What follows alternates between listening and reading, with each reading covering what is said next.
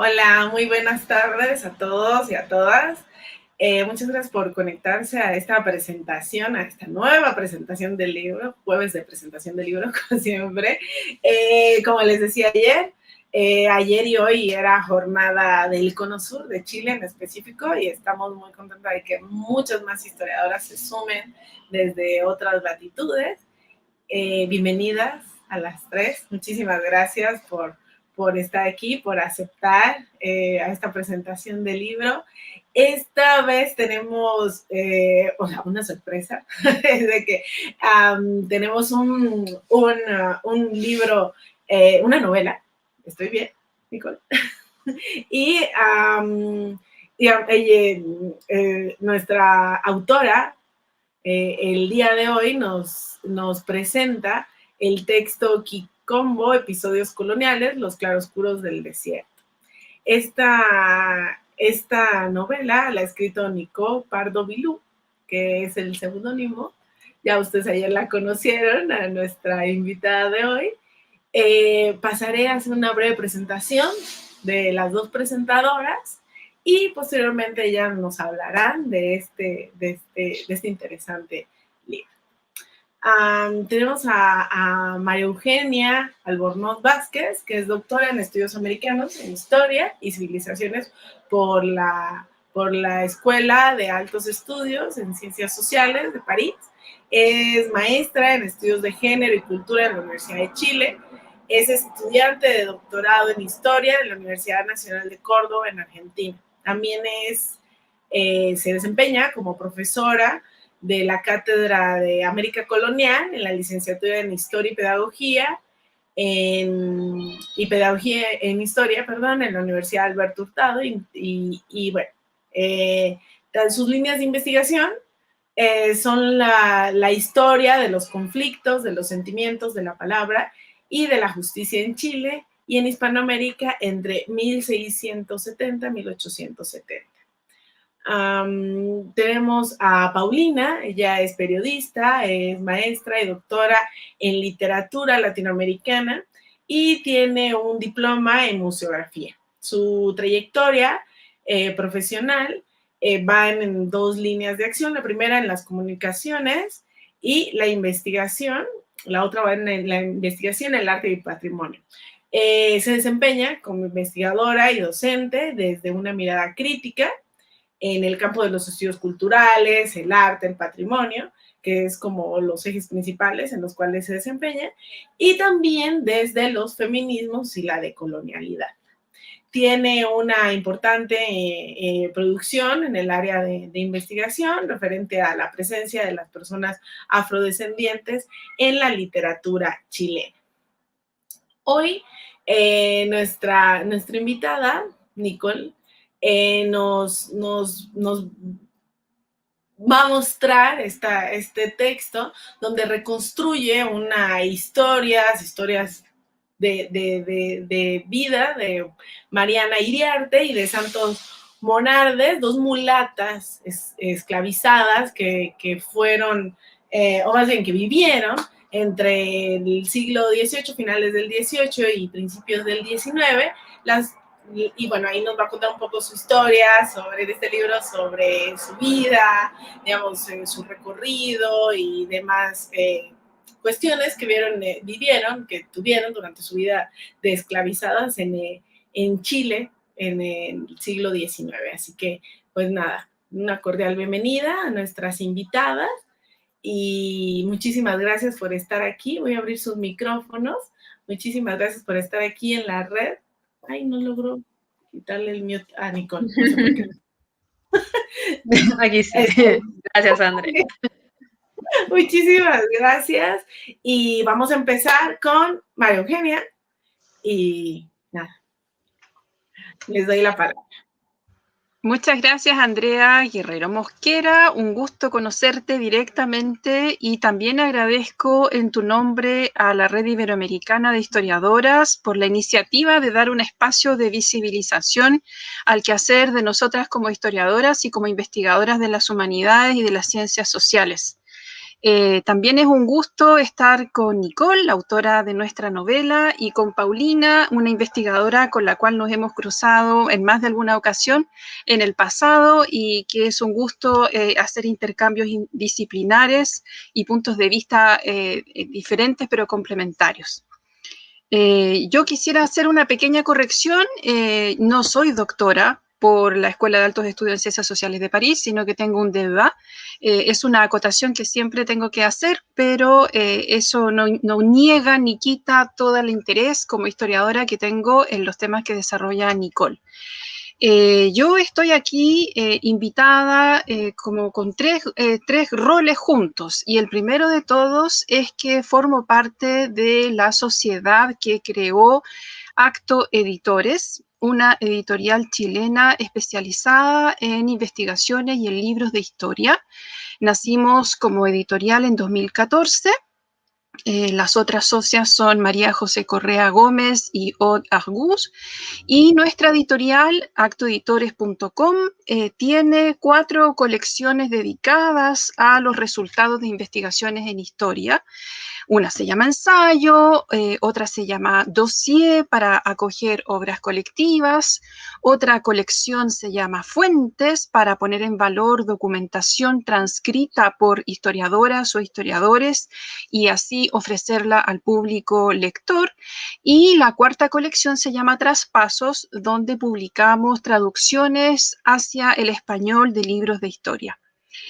Con la novela Coquimbo, episodios coloniales, Los claroscuros del desierto, que está aquí y que les muestro, es una novela delgadita pero súper potente.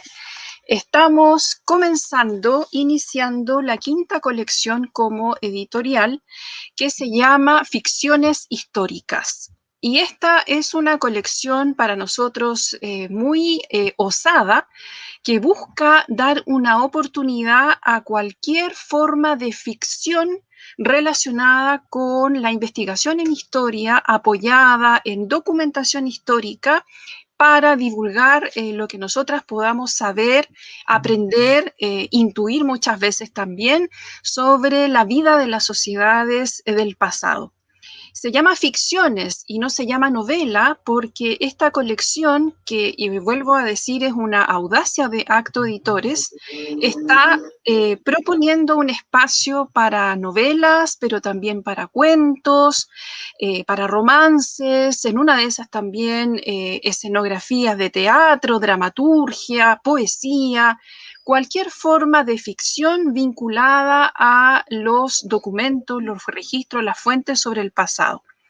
¿Y por qué hacemos esto? Porque a nosotras nos interesa, como socias de Acto Editores, generar más lugares de divulgación de nuestro saber en historia, llenar un vacío que hemos detectado las tres que existe en nuestro país, en Chile en particular, donde la novela histórica cayó en desuso o en el olvido o en la pérdida y misteriosa desaparición en los últimos años, yo diría que en las últimas décadas. En eso, Nicole como Paulina son mucho más expertas que yo, pero en tanto historiadora y en tanto lectora de novela histórica o de ficción histórica proveniente de otros países, España, México, Argentina, Colombia, y para qué hablar del mundo anglosajón y del mundo francoparlante, nos dimos cuenta las tres de que había un vacío y decidimos lanzarnos a generar esta oportunidad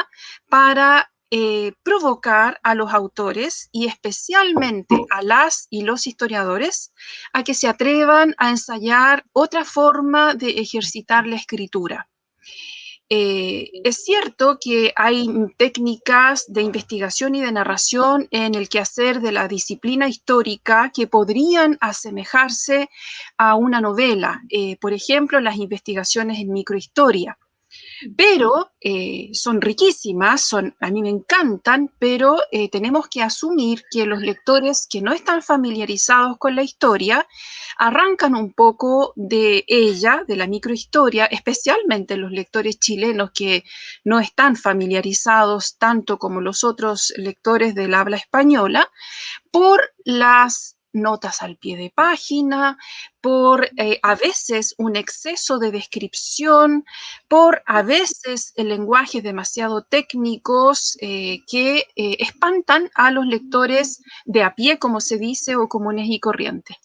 Entonces, a medio camino entre una ficción completa y una microhistoria, nosotros hemos abierto este campo grande de la ficción histórica, esperando que hayan historiadoras e historiadores que se animen, que se atrevan, que lo intenten, porque aquí hay un ejercicio de escritura diferente a la escritura académica, a la cual nosotras estamos acostumbradas, así como todos los investigadores. Se trata de remecer un poco la forma a veces un poco rígida de la escritura académica profesional, orientada lamentablemente a mi parecer cada vez más hacia los papers y las revistas indexadas especializadas, y animar a los investigadores y las investigadoras a que se atrevan a mirar de otra forma y sobre todo a contar de otra forma lo que han encontrado, lo que han hallado en los archivos. Entonces, nosotras apoyamos como historiadoras que somos, las 3 socias de Acto Editores, a los investigadores que se convierten en autores de ficción a partir de nuestras especialidades. Y en mi caso particular tengo varios puntos de encuentro con Nicole, porque yo soy investigadora y profesora del área América colonial, siglos XVI al XIX, entonces encuentro una resonancia muy cercana con el período en el cual Nicole sitúa su novela, fines del siglo XVIII, inicios del siglo XIX, pero además a mí me interesa mucho visibilizar el devenir y la experiencia, ojalá lo más particular y singular posible, de las mujeres del período colonial, en tanto actoras y sujetas invisibilizadas o menospreciadas por los relatos oficiales y todavía poco consideradas por las nuevas investigaciones que se están desarrollando.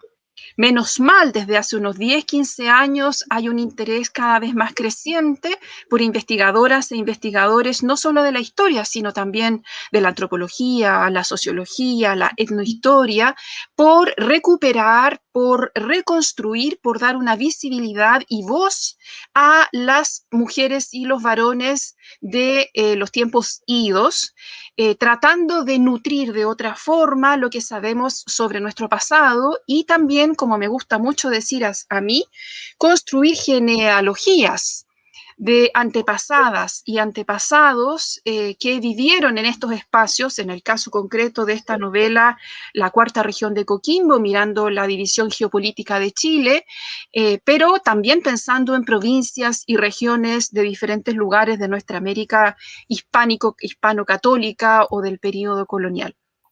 Y por último, a partir también de mi especialización como investigadora en la justicia y en las categorías jurídicas, dedicar tiempo especial a la situación de las mujeres esclavas y de las personas de casta mulata o negra afrodescendiente o negra directamente venida y llegada de África, es una preocupación adicional que comparto con Nicole y que por lo tanto me empujó a mí a ser la primera de las 3 socias cuando recibimos su manuscrito a decir esto hay que apoyarlo sí o sí porque hace mucha falta, porque además estamos en una coyuntura, en el caso chileno, tal vez también en otros países, en que se está recuperando con bastante fuerza la presencia y la importancia de la población afrodescendiente. Entonces, por todos esos elementos, para nosotros como Acto Editores, resultó de suma importancia darle cabida y además darle el privilegio a Nicole de inaugurar nuestra colección Ficciones Históricas con su propuesta Coquimbo, Episodios Coloniales, Los Claroscuros del Desierto. También porque nosotros nos dimos cuenta a partir de la escritura de Nicole que tiene una sensibilidad especial para transmitir la riqueza que se puede hallar en los archivos que en su caso atañen reductos y colecciones arzobispales, eclesiásticas, también judiciales, notariales, y eso a nosotros nos parece también una potencia muy fuerte para darle a la primera novela de la colección. Muestra de esa manera a los investigadores y las investigadoras, a los escritores que pueden estar atentos a lo que ocurra, un camino. La forma en que Nicole recupera, mezcla y luego propone a los lectores las informaciones que existen y que nosotras sabemos como investigadoras en la documentación de archivo, nos pareció también un elemento súper valioso que está transformado con una forma bastante maestra, queríamos decir, subrayando esa capacidad, la habilidad de Nicole para transmutarlo en relato cotidiano.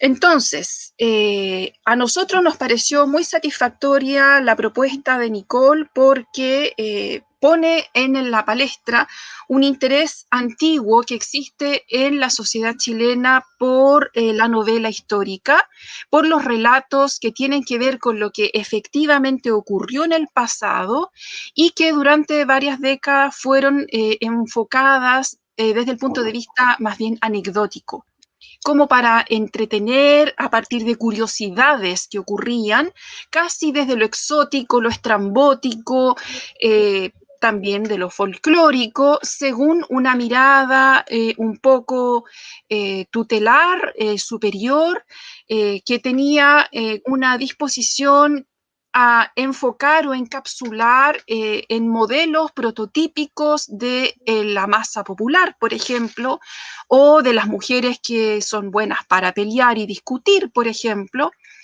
Sin embargo, como editoras, y en esto celebramos la maestría de la pluma de Nicole, era necesario recrear una pluralidad de personas conviviendo en unas épocas concretas, con características muy específicas: sociedad esclavista, sociedad monárquica, sociedad católica, sociedad rural, en el caso también de Coquimbo, episodios coloniales, y eso puede ser narrado a partir de los recorridos y trayectorias de la vida de esclavas, de la vida de mujeres, de la vida de niñas que van transformándose con el paso del tiempo y de las experiencias que les toca vivir en adultas con la libertad truncada, pero también con astucia y con herramientas para intentar acercar dentro del estrecho marco en el que viven, marco jurídico, social, cultural y fuertemente económico también, acercar a ellas posibilidades de mejor vida.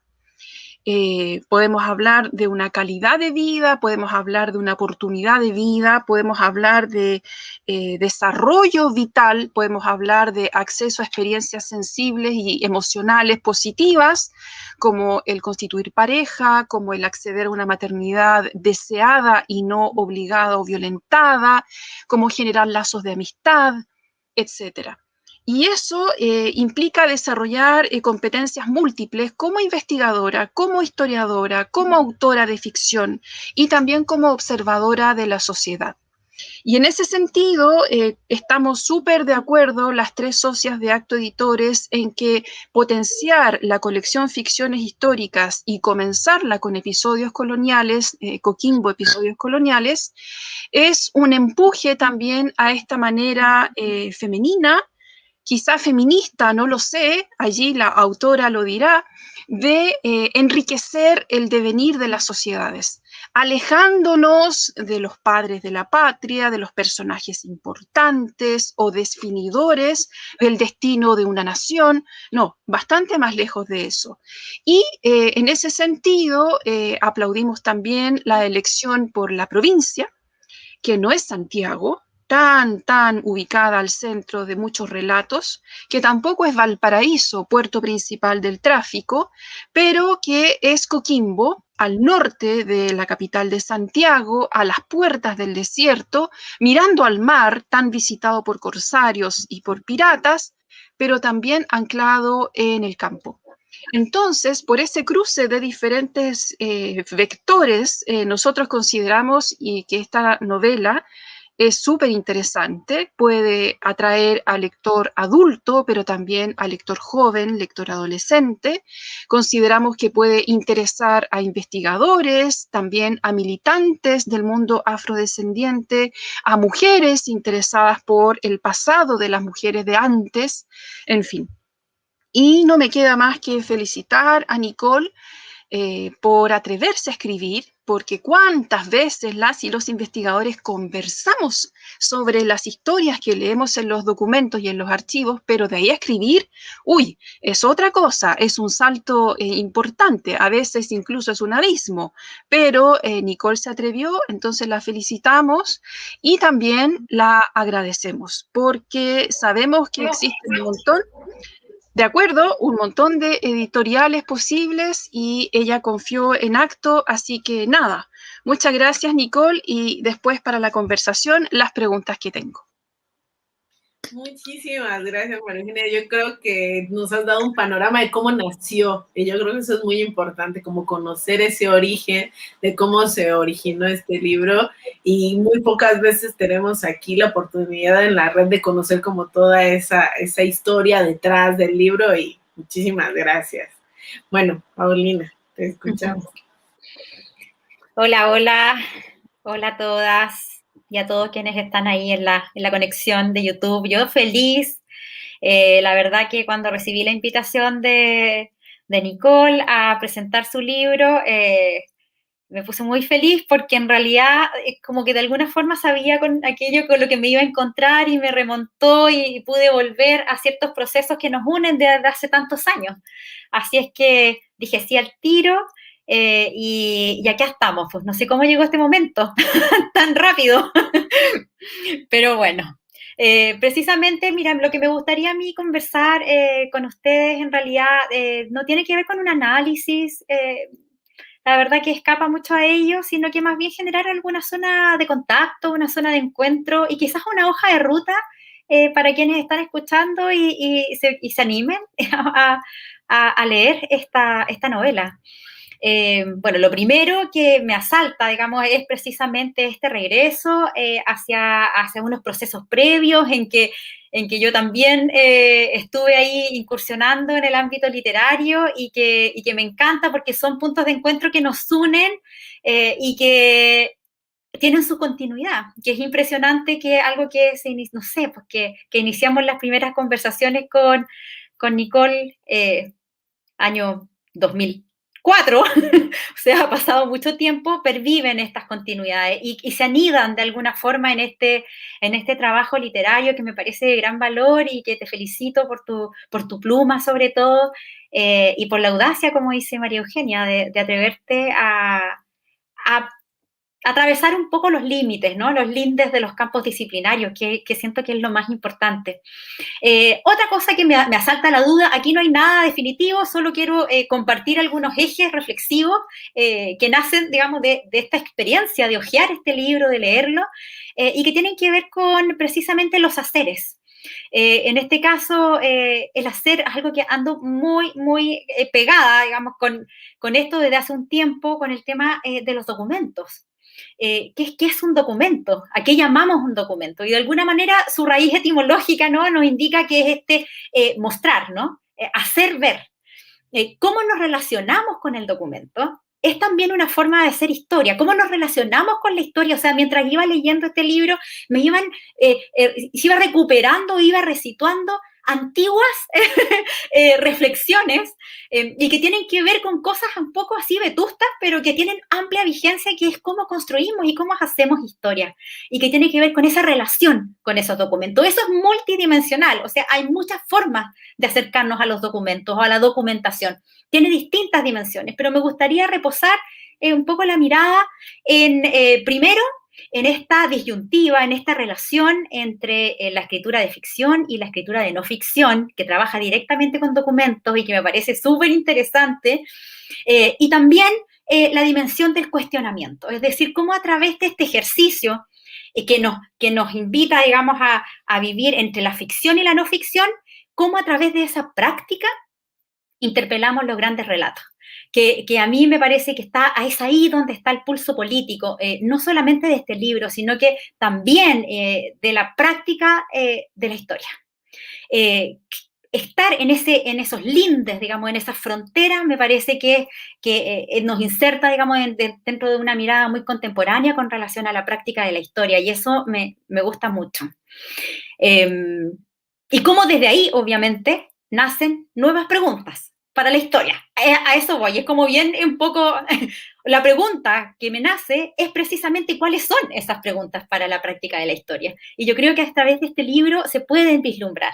Y ahí me nace al tiro, digamos, una interrogante y un eje de conversación con Nicole para más adelante.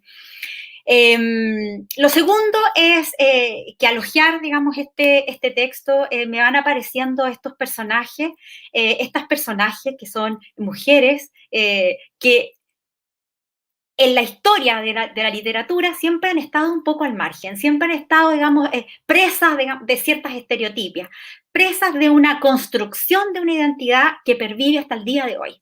O sea, estamos completamente ahogados, digamos, ahorcados, y casi está confiscada nuestra mirada con relación a esas experiencias. Ahora, me asalta también esta duda, digamos, esta inquietud, que al volver, al retornar o al posicionar estos personajes que históricamente han sido secundarios, sino inexistentes, volverlos en primera plana, no estaremos ahí, no corremos un riesgo también de olvidar esos pequeños relatos, esas intersecciones fundamentales. Entonces, eso es interesante, y entonces lo fui resolviendo, digamos, no es que el libro lo haga, sino que a través del libro me fui como planteando estas preguntas y resolviéndolas ahí mismo, en las letras y en la pluma de Nicole. ¿Cómo hacemos entonces ese balance de historia? Sin observar, en este caso, y sin pensar en esas intersecciones, en esos pequeños relatos, en esas experiencias que quedan fuera fuera del marco, digamos, fuera de los archivos, fuera de las letras, de las grandes obras, digamos, de las grandes construcciones literarias e históricas con relación a nuestra nación, que están fuera de lo público, fuera que se desencadena fundamentalmente en espacios cotidianos y personales de la historia. Entonces, eso es una cosa que ¿qué pasa con esos riesgos? ¿Cómo conservamos ese pulso político que está anidado en esas micropolíticas, en esos cuerpos, en esas experiencias? Porque como hemos dicho y como hemos conversado tanto con Nicole, esto no son temas, digamos, son experiencias que perviven hasta el día de hoy. Me gustaría sacar a colación, y aquí la voy a buscar, es una cita que yo misma me fui respondiendo en la lectura del libro, de la novela. Y me acordé de una cita que es de una investigadora, recientemente fallecida, lamentablemente, que es Josefina Ludmer. Y me gustaría leerla, porque tiene mucho sentido para mí en estas preguntas que fui anidando en la lectura de la novela. Mira, ella dice en uno de sus ensayos, en un artículo, dice: ahora se entiende que estos géneros menores, cartas, autobiografías, diarios, escrituras límite entre lo literario y lo no literario, llamados también géneros de la realidad, sean un campo preferido de la literatura femenina. Allí se exhibe un dato fundamental, y es que los espacios regionales que la cultura dominante ha extraído de lo cotidiano y personal y ha constituido como reinos separados, es decir, la política, la ciencia, la filosofía, se constituyen en la mujer a partir precisamente de lo considerado personal y son indisociables de él. Y si lo personal, lo privado y cotidiano se incluyen como punto de partida y perspectiva de los otros discursos y prácticas, desaparecen como personal, privado y cotidiano. Y este es uno de los resultados posibles de las tretas del débil. Me encanta esta cita porque de alguna manera me fue dando respuestas con relación a esas interrogantes. ¿Qué pasa cuando situamos en primera plana estas experiencias? Y es precisamente que se rompen ciertos límites y que estas tretas o estas estrategias, como dice la Josefina Ludmer, del débil, en este caso de las débiles, por supuesto en sentido, digamos, irónico, son ejes y pulsos que van arrastrando y construyendo una historia muy contemporánea y muy actual. Y eso me gusta mucho y lo quería sacar a colación con relación a la experiencia del libro. Y por último, por supuesto que al llegar al final de esta novela me nace, por supuesto, la inquietud que tiene que ver con el desplazamiento de esta novela a los aspectos mediadores, a los ejes mediadores y educativos que tiene. En ese sentido, me cuesta verlo como una obra literaria, lo veo como un dispositivo mediador.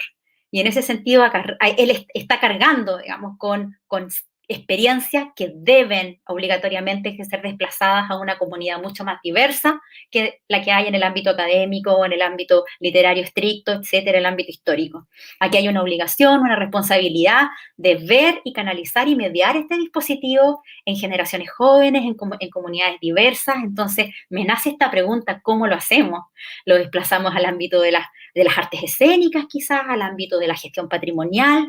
No sé cómo lo ves tú, Nicole, y esa es como mi segunda pregunta, que me gustaría que pudiésemos contestar o conversar entre las tres y ojalá en conjunto con las personas que están mirando esta presentación.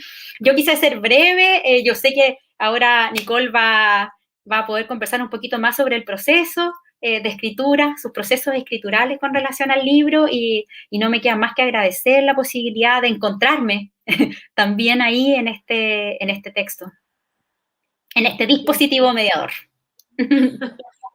Muchísimas gracias. Creo que esto último es muy interesante porque hace unos meses, el año pasado, tuvimos a una investigadora muy reconocida aquí en México que se llama Celia del Palacio. La doctora del Palacio nos dio una charla de cómo hacer novela histórica, porque ella, así como se ha dedicado a la investigación, también ha hecho varios libros de este carácter, ¿no? Y entonces ella nos explicaba, ¿no? Cómo era este proceso, ¿no? Muy diferente a lo que estamos acostumbrados los historiadores a poner nuestras citas así súper grandes, el archivo lo vaciamos en el libro o artículo que estemos escribiendo, ¿no? Mientras que la pluma que se requiere para este tipo de textos es muy diferente, ¿no? La prosa, la forma en la que se construye y se piensa el libro, varía. Y entonces, mi pregunta principal iría en ese mismo sentido de lo que hablaba ahorita Paulina, ¿no? ¿Cómo tú sientes ese cambio de entre lo muy académico y ahora a dirigirte a otro público, o recomendaciones y tips para las personas que se quieran acercar a este género? Porque pues es complicado, ¿no? Cambiar el chip, o bueno, me cuesta mucho, ahora que estamos justo aquí en la red, queríamos como tener ese balance, ¿no? Entre la divulgación de la historia, o sea, de lo académico de la historia, pero también llegar a otro público que no sea solamente los académicos, investigadores, profesores de universidades, sino también otro público que, si bien esté interesado en la historia, digamos, también puedan, además de entender el oficio de ser historiador, que se interesen por lo que nosotros hacemos y por lo que, digamos, y también por la forma en la que nosotros comunicamos nuestros conocimientos. Entonces, por ese lado iba mi comentario, pregunta. Bueno, creo que me toca hablar a mí. Muchísimas gracias, María Eugenia y Paulina, por sus presentaciones, o más que nada, bueno, a María Eugenia por dar cuenta de la génesis o de cómo fue el momento en que nos encontramos, ¿cierto? Yo con mi manuscrito y María Eugenia y las colegas de Acto en esta búsqueda de alguien que pudiese iniciar esta línea de ficción histórica tan necesaria también para el mundo de los y las historiadoras, porque forma parte también del mundo de la historia, la ficción. Y muchas gracias también a la Red Iberoamericana de Historiadoras por darnos este espacio a las chilenas, a las del extremo sur, para poder presentar nuestros trabajos en este ámbito. Bueno, voy a partir con la última propuesta o última pregunta o última provocación de Paulina. La anterior, la primera no la anoté, creo, así que después me la repite. Ahí te la recuerdo. ¿Ya la recuerdas? Y bueno, y también lo que propone o me propone Andrea, que tiene que ver, bueno, con dos cosas, ambas, pero que se abocan a un mismo tema, que tiene que ver con cómo transformamos el trabajo historiográfico de investigación y de la metodología que nosotras tenemos cuando trabajamos con archivos y luego volcamos esta información a un escrito, a un espacio de difusión más bien de orden académico, cómo cómo transformamos eso a una propuesta escritural que sea muchísimo más de mayor llegada, de mayor difusión, porque al final de cuentas, nosotras como investigadoras de historia, sí, trabajamos porque nos interesa de manera personal descubrir esos intersticios del pasado, proponer nuevas miradas a ese pasado, pero también nos interesa educar, ¿no? Una de las funciones principales de las y los historiadores es educar en diferentes ámbitos. Bueno, los historiadores del siglo XIX lo que pretendían era educar en torno al concepto nacional. Por eso surgen estas grandes historias nacionales. Hicieron un muy buen trabajo. Hasta hoy en día seguimos trabajando con ese formato historiográfico dentro de la circunscripción de lo nacional, y ha funcionado tremendamente bien para la construcción de estos idearios. Pero también surgieron en aquella época personas que tenían un interés en contar una historia, como también decía Paulina, de estos personajes que no están dentro del gran relato, sino que están en un espacio distinto, en un espacio que no refiere al gran relato nacional ni al gran espacio de los héroes nacionales. Y como decía María Eugenia, fueron tratados en general muchas veces como personajes anecdóticos, muy estereotipados, que participaban de relatos que sí, que tienen un valor literario y también un valor de difusión histórica muy importante, y que nosotros podemos volver a ellos, ¿no? Hay gran cantidad de escritores que se dedicaron a este género narrativo historiográfico, que basaban sus narraciones en hechos reales, pero lo contaban de manera simpática, entretenida, y que llegaba a cualquier persona, ¿no? Y de manera también muchas veces breve, ¿no? A veces habían novelas históricas, pero muchas veces también eran en un formato breve. Es un mecanismo, una forma de construir una historia más literaria, más de difusión, que ya ha sido experimentado, que se experimentó en muchas épocas. En Chile en particular hay varios escritores de leyendas, tradiciones, episodios nacionales. Pero claro, normalmente los personajes femeninos o personajes de origen africano o personajes indígenas caen en una estereotipación, ¿no? Un estereotipo usual dentro de estos relatos. Por lo tanto, nos abre a nosotros un desafío hoy en el siglo XXI de cómo narrar estas experiencias que nosotros como historiadoras observamos en los documentos, efectivamente. O sea, sabemos que existen personas de origen africano, personas indígenas y personas también mixturadas en una composición muy compleja de la sociedad colonial y del siglo XIX, que están actuando, que están agenciando en esos espacios de manera muy diversa, porque lo podemos ver en los relatos judiciales, es muy rico en mostrar estas historias, pero también en otro tipo de documentación.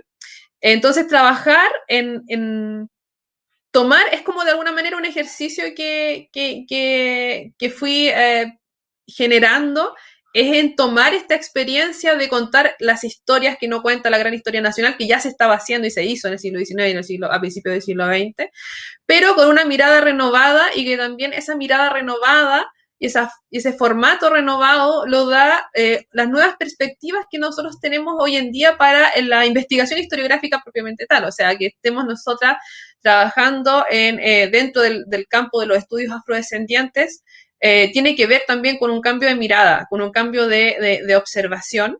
Y también si estamos trabajando, para quienes trabajan dentro del campo de estudio de los estudios de género feminista, también es un cambio de mirada, ¿no? Un cambio de perspectiva. Entonces, ubicar todos esos elementos, agregarlos para una composición novedosa de lo que ya existía, ¿no es cierto?, de estos pequeños relatos, de pequeñas historias, tiene que ver con una mirada hacia el presente y hacia el futuro, de enseñar otro tipo de historia a través de estos dispositivos que ya han sido utilizados, pero transformando las miradas, ¿no? Transformando las perspectivas y utilizando también la posibilidad que entrega la historiografía actual para poder hurgar en estas otras historias. Y en ese sentido creo que si bien lo que yo hice fue una ficción, obviamente una novela histórica, con pretensiones literarias, evidentemente, y que tiene que ver con una integración de la subjetividad dentro del relato, en donde se narran experiencias personales, subjetivas de las vivencias de principalmente mujeres, aunque también evidentemente hay hombres en estas historias que también tienen sus propias motivaciones, sus propias formas de ser. Ese ejercicio de subjetivación o de subjetividad, de trabajar con estos personajes, está igualmente anclado en una realidad posible, una realidad factible, ¿no es cierto?, que está en los documentos, pero también una realidad posible, que es la interpretación que le doy a través de la transformación de este texto en literatura. Pero como es un texto anclado, sí, es literario, pero anclado en una realidad posible y factible, tiene que ser también, y creo que sí debería funcionar, y también fue así construida por mí, como un dispositivo de mediación para poder difundir esta historia y invitar a otros y a otras a sumergirse en estas historias de una manera distinta a cómo sería a través de un paper o de un libro historiográfico.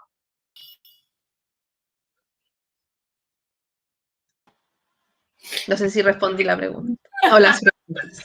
Yo creo que sí. Seguramente surgirán más preguntas alrededor de lo que nos estás comentando. Creo que querías que te repitiera una pregunta, Paulina, ¿verdad? Sí, me la respondiste, y en realidad no es que quisiera yo una respuesta como concreta, es construir y pensar juntas esa respuesta es lo que me interesa, digamos. Como el proceso de crear una respuesta para eso, me parece que nos inserta en un ámbito creativo, además, como tú bien dices, mediador, que tiene pulsos políticos educativos, y yo siento que ese es el escenario en el que por lo menos a mí me interesa estar, ¿no? Entonces, por eso hojeando y leyendo este libro fue muy claro para mí. Y en ese sentido te agradezco mucho esa posibilidad. Como dice, bueno, y la primera pregunta, bueno, obvio que me lo imagino, la historia, digamos, estas experiencias, me las imagino en una obra de teatro, me las imagino en una obra de danza, me las imagino en una obra de marionetas, me las imagino instalado, digamos, en un museo, generando microcápsulas, o sea, es infinita la manera de mediar, y me extraña que por lo menos en Chile esto no se haga. Estamos a esta fecha, o sea, hay un caudal importante de investigaciones ya. Entonces, todavía para mí me abruma muchísimo que no nos podamos hacer cargo, por ejemplo, desde la gestión patrimonial. De todo esto. Entonces, por eso la construcción de esta respuesta es la que me interesa. ¿Cómo la pensamos en conjunto, en el fondo? Y la primera pregunta tenía que ver más que nada con el quehacer historiográfico, con la práctica, el hacer historia, incluso como disciplina, y que en este proceso escritural, en tu proceso de trabajo escritural, ¿qué nuevas preguntas fueron emergiendo para la historia? O sea, ¿cuáles son esas nuevas preguntas que nacen a partir de este trabajo? Que es una pregunta un poco subjetiva, un poco amplia, un poco inabarcable. Es una pregunta simple, pero compleja. Pero sí, claro, como hacer el trabajo al revés, claro, ¿no? El proceso inicial para mí era, bueno, aunque a mí, como también lo dije la otra vez en la presentación que hicimos anteriormente del libro, siempre me gustó escribir, o sea, siempre me gustó leer y escribir, leer literatura y escribir. Y como que la idea de escribir literatura era algo que me rondaba siempre me rondó desde antes de entrar a la universidad y durante los estudios universitarios también. Claro, me fui metiendo en el proceso de la metodología de la investigación histórica, fui generando escritura desde esa perspectiva, de esa propuesta. Me encantó también trabajar de esa manera y fui aprendiendo un quehacer que me fue llenando absolutamente.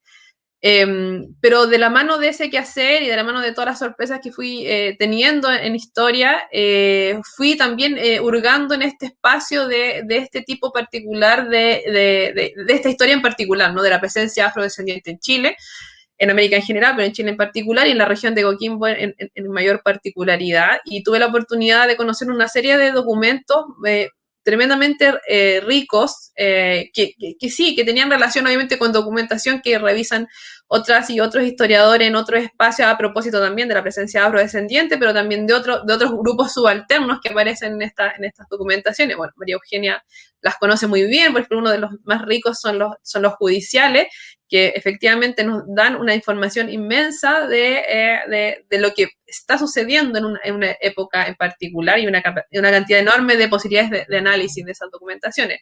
Pero también otro tipo de documentación que son otros soportes, como notariales, etcétera.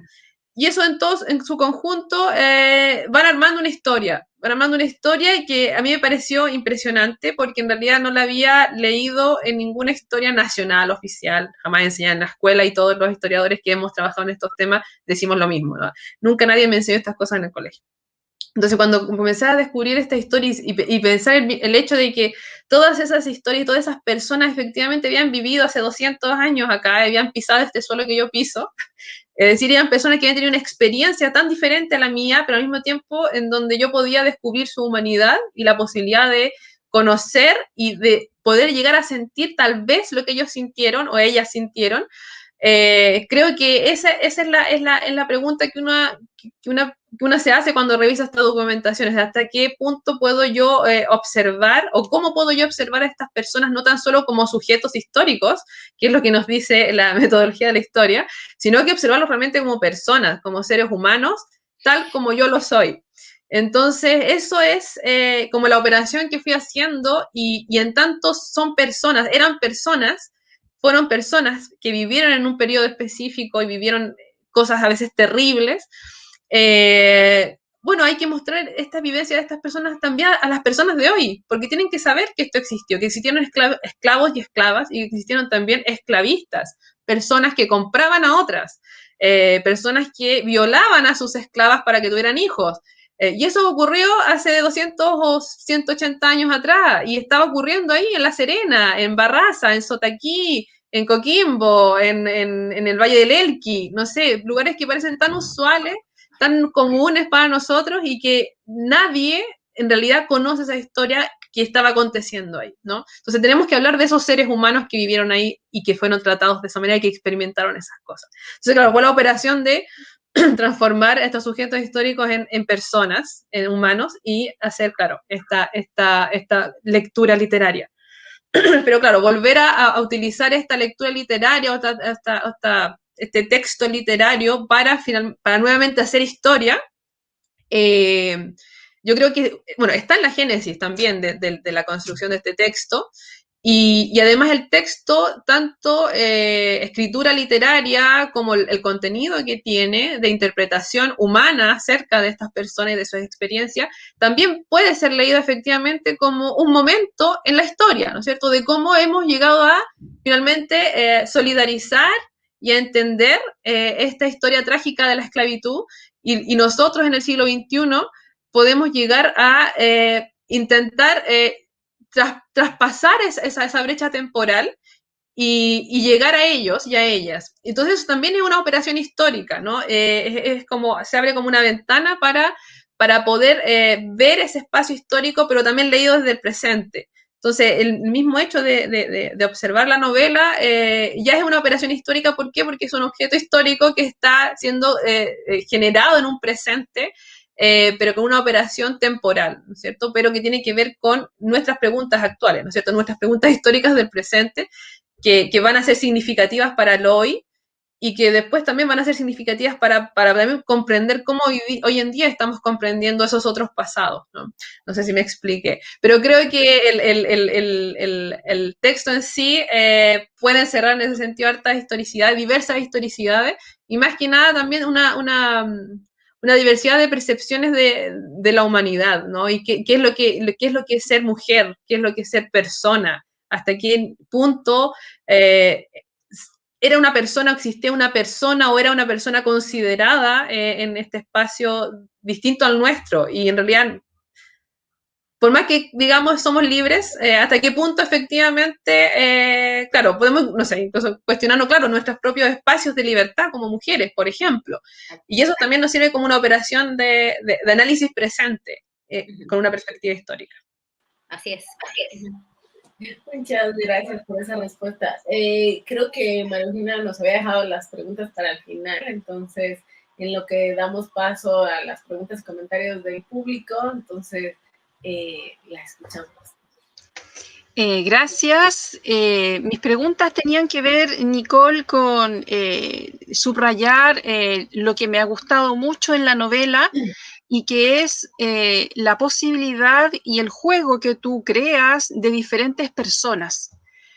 Justamente redundando en lo que tú planteabas de sacar a los personajes y a los estereotipos y transformarlos en personas, se puede apreciar con mucha riqueza para matizar justamente los perfiles fijos y absolutos, las posibilidades que había si tú nacías esclava, las posibilidades que hay en las relaciones con las amas, con las otras hijas de las amas, las posibilidades que hay en las formas de ser varón, aplicando el género como categoría diversificadora y no solamente en la manera en que se ha entendido de forma más rápida y más plural, colectiva del género como historia de las mujeres, no.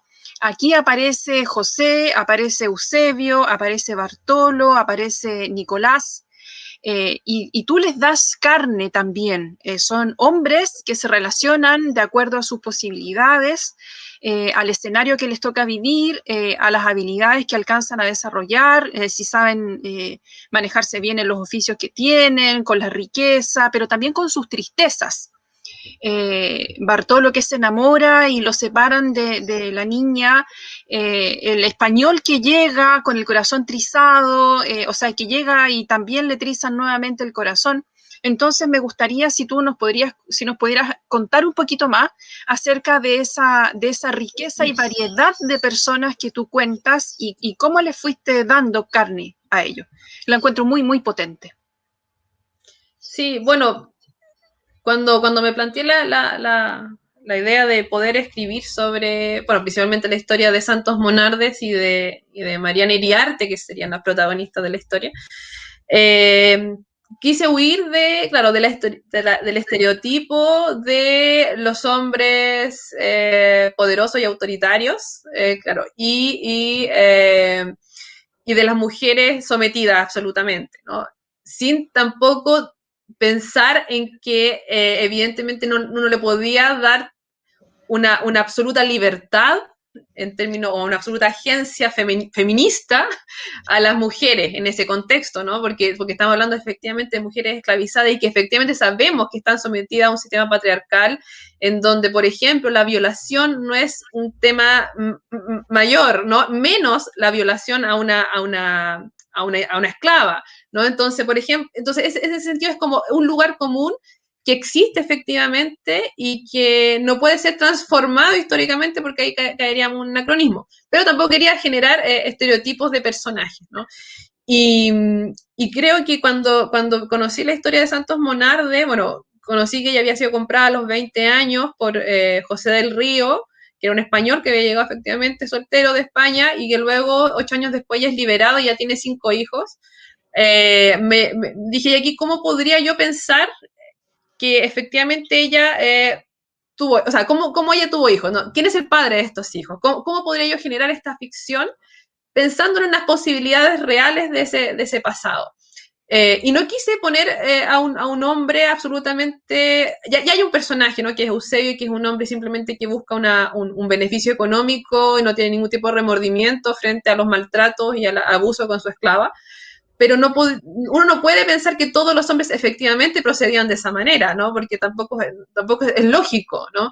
Entonces este otro hombre, además dejó libre a su esclava bastante joven, ¿no? Aunque tenía 5 hijos. Entonces sí, hay una posibilidad de que esos 5 hijos posiblemente eran del amo, pero no quería pensar o no quería proponer a este amo como simplemente otro hombre estereotipadamente violador, ¿no?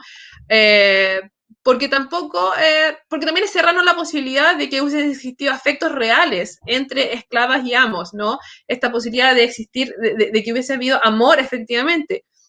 Y no es algo que haya inventado yo, ¿no? Sino que también hemos visto en los documentos que efectivamente sí se generaron estos nexos y estos lazos de amor, lazos románticos, lazos emocionales entre amos y esclavas, que fueron a veces tremendamente potentes y fueron tremendamente reales, pero que también chocaban con una lógica social en donde había una jerarquía, una diferencia de casta, etcétera. Entonces, bueno, no quise hacerlo estereotipadamente malvado, sino que sí, agregarle un elemento de emotividad, de emocionalidad, también de humanidad a esos hombres, en donde efectivamente sí, José Ríos es un hombre que aspira a ser un español bien casado, ¿cierto? Y tener una vida aceptable para su rango, y no lo logra, no lo logró en España, no lo logra en Chile tampoco al principio.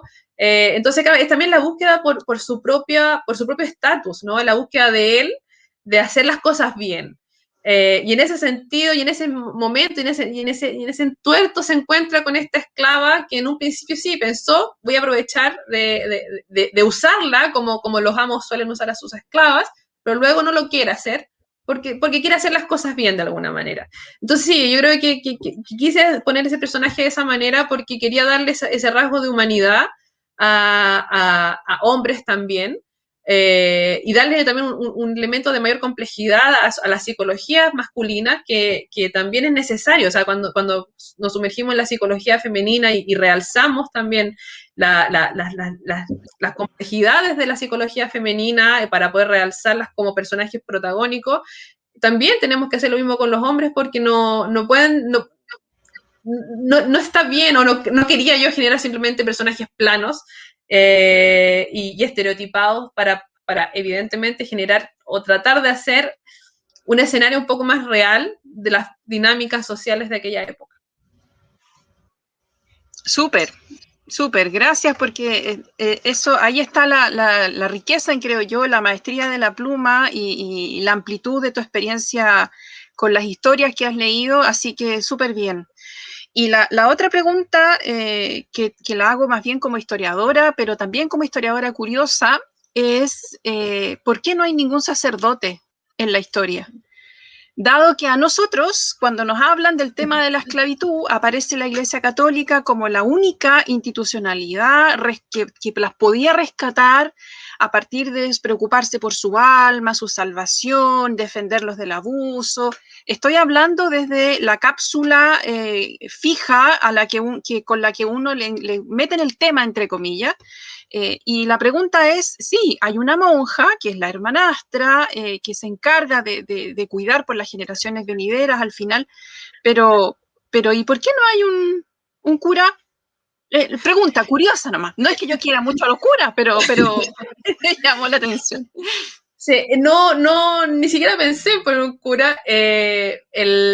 Los casos que rescaté para usar en esta novela no estaban implicados en ningún caso, en ambos, ninguno de los dos tenía ninguna implicación religiosa. Sí, hay muchos casos, por ejemplo, pero bueno, los curas en realidad aparecen en la historia, o sea, en los documentos que yo he manejado, aparecen siendo como los malos de la historia, en realidad, son esclavistas igual que todos los demás, cobran censos y las señoras y los señores que les deben plata a la iglesia pagan en esclavos. Hay un esclavo que, por ejemplo, en un caso que encontré en La Serena, es el prior de San Juan de Dios, que efectivamente el esclavo lo acusa porque mató a su mamá, que era su esclava. Entonces, bueno, son personajes que en realidad no están ahí como protegiendo al débil, sino que efectivamente también participan activamente de la sociedad esclavista, son esclavistas igual que todos los demás. Y en caso particular de estas historias no aparecían, no habían curas implicados en esta historia, por lo menos en la documentación que yo consulté para estos casos en particular. El recurso a la monja tenía que ver con la percepción que yo tenía de estos personajes que eran estas dos hermanas, ¿cierto? María Iriarte y Silveria, que también las quise hacer como dos posibilidades de medias hermanas, ¿no es cierto?, de una esclava. Porque también poner a toda la genealogía de medias hermanas, ¿no es cierto?, de esclavas, hijas del mismo amo, ponerlas a todas con un mismo nivel, con un mismo tipo de relación con la esclava que es hija del amo, ¿no es cierto?, hija de su propio padre. También quería complejizar eso, y la imagen de María se me parecía como que era una niña demasiado buena, y como que no, claro, no quería casarla, y también quería ponerla como esta otra posibilidad que había, ¿no? La posibilidad de esclavitud en los conventos de monjas, donde también donde tenían niños y niñas en los conventos, y también sabemos que hay una historiografía al respecto. Entonces, era como dejar abierta esa posibilidad sin profundizar mayormente en esa posibilidad, pero sí, como para darle un fin a ese personaje que me parecía un personaje muy bueno. Pero los curas no, ni siquiera se me ocurrió poner un cura. Ya. Gracias. Hasta ahí Gracias. con las preguntas. Gracias, Nicole. Ok, muchísimas gracias. De momento no tenemos preguntas, solo saludos. No sé si alguien en el público quiera preguntarle a la autora o a nuestras otras dos invitadas a comentar sobre la novela, alguna curiosidad en particular. Bueno, creo que ya nos han dado bastantes visos sobre el texto y sobre el origen y, digamos, todo la trama alrededor de él. Voy a pasar aquí algunos saludos desde Guatemala y también desde aquí, desde México. Nos están viendo. Y bueno, desde Chile también. Luis, de hecho, nos mandó aplausos.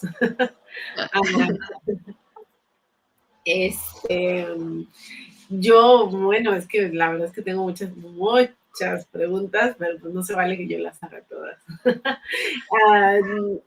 Tú mencionabas, Nicole, de que obviamente habías esta ausencia, digamos, en las historias que nosotros tenemos, creo que en toda Latinoamérica, no solamente en Chile, sobre cualquier cosa, ¿no? Sobre, no sé, los héroes patrios, sobre cuando llegaron los primeros europeos a América, o incluso en las últimas décadas, digamos, en la historia de las últimas décadas, en muchas ocasiones no vemos las historias de las mujeres y mucho menos la historia de personas que han sido olvidadas por la historia un poco, tanto los pueblos originarios como las personas afrodescendientes, ¿no? Y que cuando se hace, se cae en estereotipos, ¿no? Entonces, tú como historiadora, y bueno, además de que te dedicas a trabajar población afrodescendiente en Chile, cómo lograr, o más bien comentarles a los que nos están escuchando, cómo lograr alejarnos, digamos, desde, creo, y no es que lo hagamos intencional, ¿no? Hay que decirlo, ¿no? Alejarnos de los prejuicios que hemos aprendido desde toda la vida en las sociedades que vivimos, que son muy misóginas, muy machistas, muy racistas, muy discriminatorias. ¿Cómo alejarnos de todo eso y poderlo plasmar de una forma respetuosa, de una forma también muy literaria, y además de eso que como que le guste, ¿no? Un público mucho más amplio, porque a veces es como lo fácil también irnos por estos por lo que hemos aprendido, ¿no? Lo habitual, pero salir de esos estereotipos y demás. ¿Cómo tú lo lograste en tu texto? Bien, yo creo, bueno, algo importante para poder, para poder haber hecho la novela, tiene que ver, evidentemente, con la investigación historiográfica que yo realicé anteriormente, y no tan solo con haber revisado documentos, que obviamente eso es muy iluminador, pero sino también con el ejercicio de pensar una forma distinta de hacer historia, ¿no? De trabajar con diferentes teorías, diferentes propuestas, perspectivas, y ahí, bueno, jugó mucho el tema de, no sé, trabajar con historia de las mentalidades, después pensamiento decolonial, teoría de la subalternidad, etcétera, un montón de cosas que fui aprendiendo en la universidad, tanto en pregrado como en posgrado, y fueron alimentando la idea de empezar a ver la historia desde otras perspectivas. Y no tan solo trabajar, claro, lo afrodescendiente como un tema más, entre tantos, sino que sí, trabajarlo de una forma distinta, pensando en una historia más situada, el mismo tema de abordarlo desde una región en particular, que salir un poco de los amarres del centralismo de las naciones. y salir de Santiago y pensar Chile como Santiago solamente, también me ha puesto, bueno, eso me ha puesto cada vez más regionalista en realidad, cada vez soy más regionalista, y detesto más a la gente de Santiago, no detesto a la gente de Santiago, pero sí, yo soy santiaguina, yo soy debo decirlo, yo nací en la región metropolitana, pero migré, bueno, tengo mi corazón en Coquimbo, que es el norte de Chile, y tengo mi cuerpo en este momento en el sur de Chile, en Temuco. Y eso, el estudiar desde la región de Coquimbo, la historia que he ido investigando y vivir en otra región distinta, que es la Araucanía, que también es la región mapuche en Chile, que también tiene una carga histórica súper potente y problemas presentes también súper potentes, me ha hecho ver el mundo de una manera distinta, me ha hecho ver el profundo centralismo y también autopercepción que tienen muchísimos historiadores y historiadoras que nos salen de ese espacio centralista como pensando efectivamente que eso es todo. Y creo que esa crítica la ha ido como construyendo muy potentemente y que eso tiene que ver con un montón de cosas, ¿no? Es como salirnos de esos centros, de esos lugares comunes, etcétera. Y por eso creo que, y bueno, y los estereotipos tienen que ver con eso, ¿no? Con estereotipos nacionales, con una idea tradicional de pensar cómo funciona una sociedad, etcétera. Y eso tiene que ver, sí, con una crítica a la historiografía más centralista, más tradicional, etcétera. Pero también para el ejercicio literario en sí mismo ha sido importante, bueno, nutrirme también de filmografía y de novela, ¿no? Más actual. Bueno, y no tan actual en realidad, no. Bueno, yo he leído hartos de los tradicionistas y escritores del siglo XIX y siglo XX que escriben estos episodios, tradiciones y leyendas nacionales. Hay algunos artículos que son bastante interesantes y muy buenos, que proponen unas miradas también muy irónicas, de repente también muy críticas de algunos de ellos, otros son bastante estereotipados. Pero el otro día me estaba acordando de qué otra cosa más he leído, y sí, yo leía, bueno, tuve un curso, aquí tengo este libro, no sé si lo han leído, a Machado de Asís. Bueno, Machado de Asís yo lo conocí en un curso que se llama Esclavitud y Libertad, que dictó el profesor Dean Borges en la Universidad de Chile, vino de profesor invitado, y él trabajaba con literatura y con imágenes para hacer la historia de Brasil. Y también eso fue tremendamente iluminador en su época cuando estaba haciendo el magíster, porque leía Machado de Asís, leí su literatura, él es uno de los muy importantes escritores del siglo XIX brasileño. Leí varios cuentos que tenían personajes afrodescendientes en Río de Janeiro, ¿no? Del siglo XIX, y la mirada tan irónica, la mirada que tenía, la forma de describir la sociedad esclavista con esa potencia que tiene Machado de Asís, me pareció increíble. Y creo que ahí quedé también como, no sé, fue algo que alimentó también mi curiosidad y la posibilidad de pensar, hablar sobre presencia afrodescendiente y formar personajes afrodescendientes en Chile, saliendo de los estereotipos, saliendo de las historias centralistas y todo, y de la historia tradicional. De alguna manera sí, eso, y bueno, y también la otra vez lo referí, cuando leí Raíces también fue un texto que me inspiró muchísimo en pensar, escribir literatura sobre esta historia esclavista. Ok, aquí Luis nos hace una pregunta de cómo se rescatan las particularidades de las personas esclavizadas a partir del género de la novela histórica, y cómo lees tú los archivos para nutrir una historia novelada.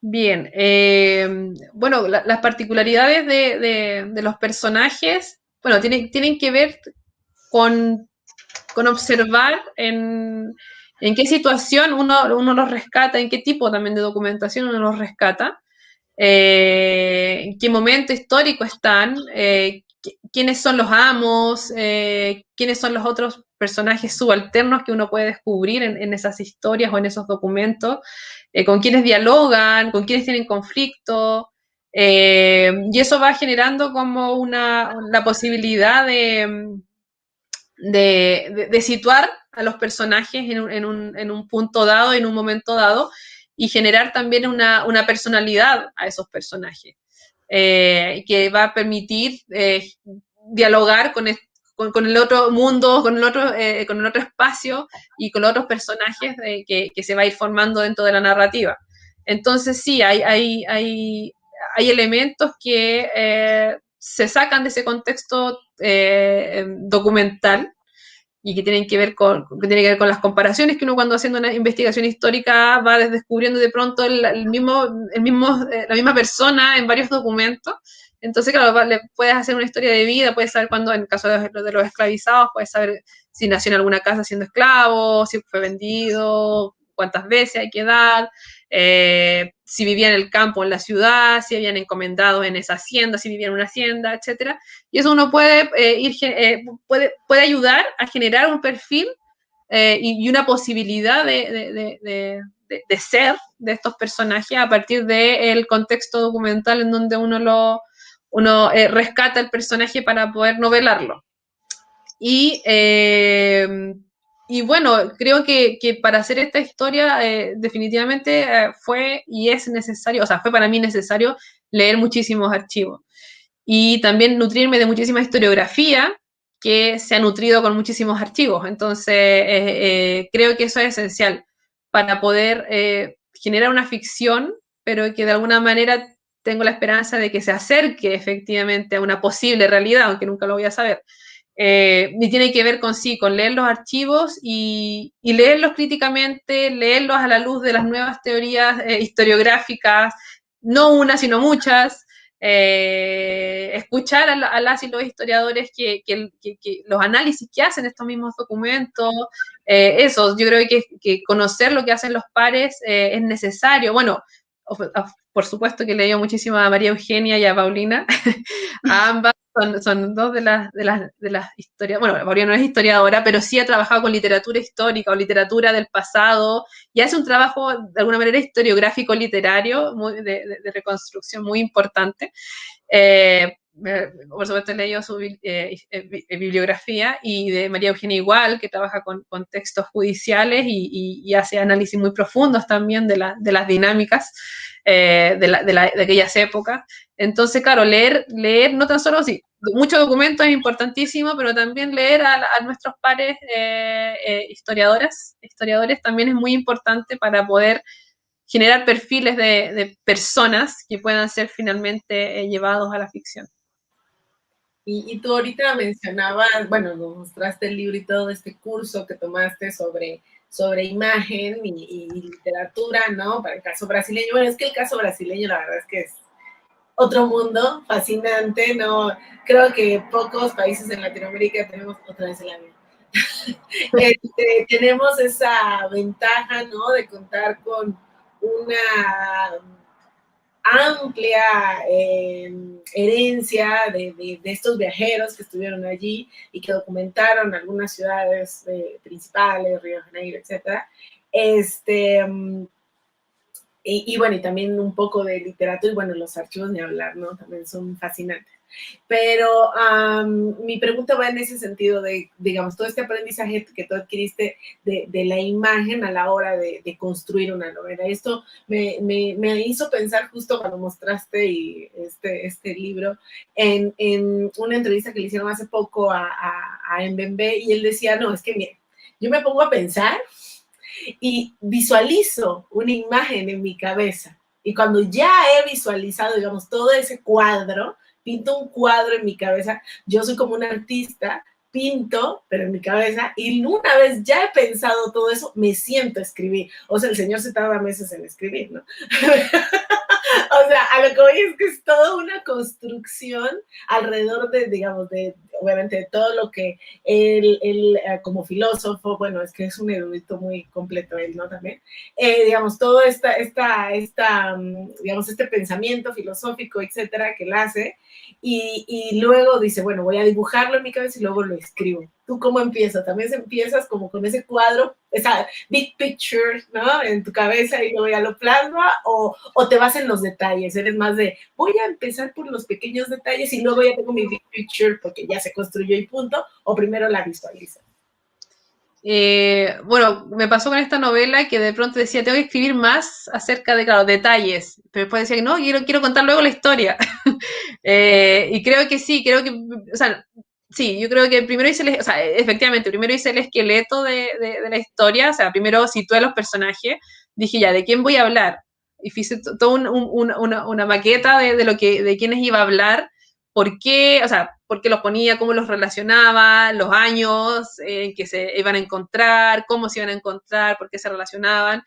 Y toda esa lógica estuvo primero, ¿no? La lógica de las relaciones y de los principales acontecimientos, los más importantes acontecimientos. Y sí, primeramente estuvo esa imagen, ¿no? Y de estas relaciones que tenían que ver con este movimiento también entre los diferentes pueblos, los diferentes lugares, porque quería mostrar efectivamente un poco de la región, ¿no? Y de la realidad de esta región. Y luego fui llenando claro, con el relato y con los detalles, pero también cuando uno va escribiendo, de pronto yo tenía, no sé, la historia de María, o sea, María, Mariana y Silveria, esos personajes existen de verdad, o sea, era de verdad tenía estas dos hijas y la esclava, en los documentos lo encontré así, pero el matiz ya de la personalidad que empezó a adoptar Silveria, o el matiz de la personalidad que empezó a adoptar María, por ejemplo, fueron cosas que fueron surgiendo después. También quise luego pensar en quién había sido la madre de Mariana, por ejemplo, y Mariana y el personaje de Tadea, que es la madre de María, que viene de Lima, ese también surgió después. Y se fue generando esta genealogía de mujeres maltratadas, ¿no? que aparece en la novela. Pero también surgió después, ¿no? El primer esqueleto fue a partir de Mariana y Santos, y generar el encuentro entre ellas dos y cómo uno lo hace, cómo genera ese encuentro. Ese fue, pero, o sea, el proceso al final fue, sí, pintarme una imagen primero, llenar eso con esta historia, pero los matices fueron apareciendo igual, o sea, las personalidades se fueron construyendo en el proceso de escritura. Muchas gracias. Bueno, hoy está el público medio tímido, no ha hecho preguntas. No sé si tengan alguna otra pregunta, María Eugenia y Paulina. Yo la pregunta que tenía es, ya como historiadora, es cuáles son las cosas o las fechas o los hitos que efectivamente son reales, y cuáles son los que tú inventaste derechamente, así no, esta parte yo la fantaseé absolutamente y esta otra no, porque tengo el documento o lo vi y decidí partir de este hecho real para completarlo con una ficción. Eso. Bueno, las edades, a ver, las edades o los años en donde están las ventas, por ejemplo, o el juicio de Mariana, o la venta y compra de Santos, esa es verdad, esas son las fechas reales. Por eso también podía hacerlas coincidir para que fuesen amigas, ¿no? Para que se conocieran, porque las fechas coincidían. El tema de la creación de Tadea, en realidad yo no creía Tadea existe, esa esclavizada efectivamente era peruana y llegó a La Serena, pero no tiene relación con Mariana. Entonces la historia ahí es así, fue ficcionada en términos temporales, ¿no? Pero lo demás, lo que corresponde a la propia historia de las protagonistas, sí, son fechas reales. Y la fecha de la libertad de Santos Monardes, que es el día 18 de septiembre de 1810, eso es real. Eso es real, no fue un invento que yo quise ponerle.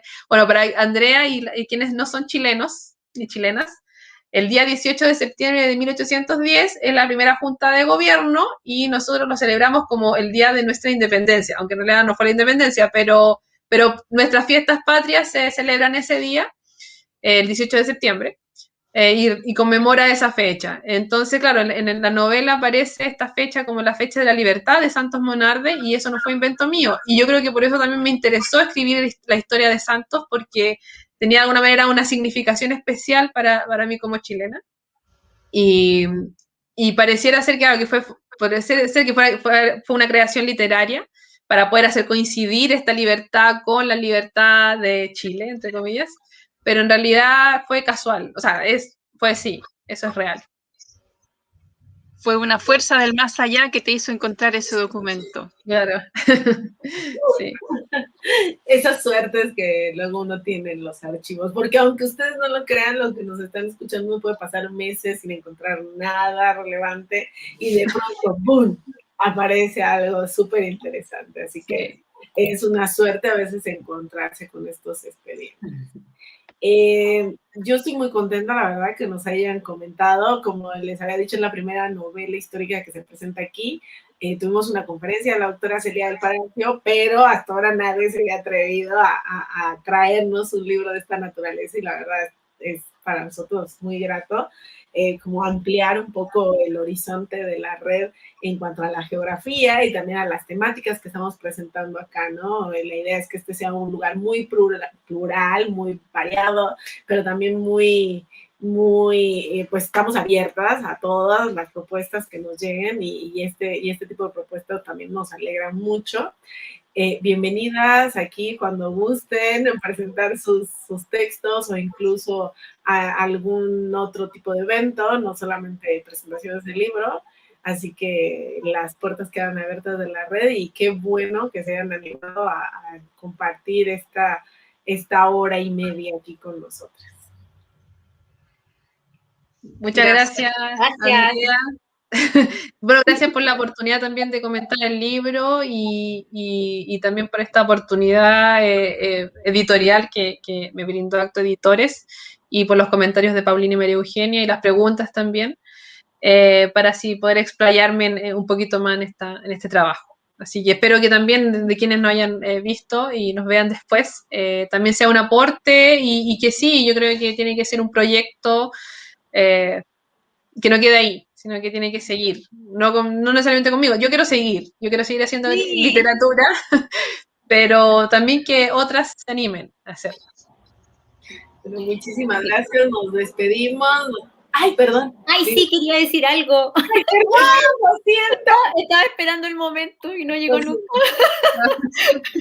No, solo recalcar algo que me ha gustado de esta conversación, y que tiene que ver con las distintas dimensiones que configuran el ecosistema del libro. Es que se habló del proceso editorial hasta, digamos, los contenidos, las preguntas que nacen a partir de él, y quería valorar eso, porque además es una editorial de mujeres, y el trabajo que se realiza cuando es una editorial de mujeres es bien distinto, y tiene su modo de hacer, que es muy definido. Entonces, quería recalcar eso. Era solo eso, y agradecer, por supuesto, el espacio. Muchas gracias a todos los que se han conectado. Los invitamos a seguir todas nuestras actividades. La verdad es que tenemos muchas actividades. También estamos muy contentas porque ya se ven el mes de mayo y es nuestro mes de primer aniversario. Así que vamos a tener unas actividades para el próximo mes para celebrar nuestro primer año como Red Iberoamericana de Historiadoras. Y sigan con nosotras. Muchísimas gracias. Chao. Gracias a ustedes. Chao, chao. Chao. Sí, lo mismo. Muchas gracias.